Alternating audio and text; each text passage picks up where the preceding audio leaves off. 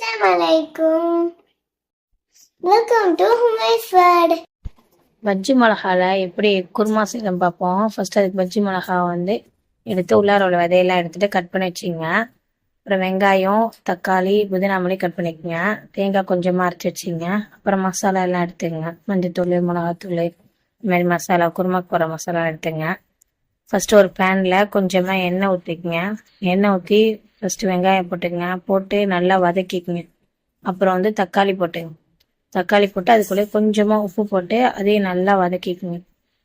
அப்புறம் புதினா மல்லி அதையும் கட் பண்ணி வச்சுருக்கோம்ல, அதையும் போட்டுருங்க. இதையும் போட்டு நல்லா வதக்கிக்குங்க. இதெல்லாம் வதங்கினதுக்கப்புறம் கட் பண்ணி வச்சுருக்க பஜ்ஜி மிளகா இருக்குல்ல, அதை போட்டு அதை நல்லா கிண்டி விட்டுட்டு அப்புறம் மசாலா எல்லா மசாலாவும் போட்டுருங்க.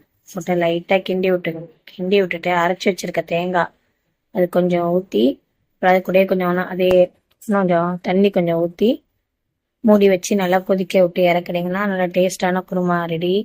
இதை நீங்கள் சப்பாத்திக்கு, அப்புறம் பராட்டாக்கு, தோசை, இட்லி எல்லாத்துக்கும் வச்சு சாப்பிடலாம். நல்லா டேஸ்ட்டாக இருக்கும்.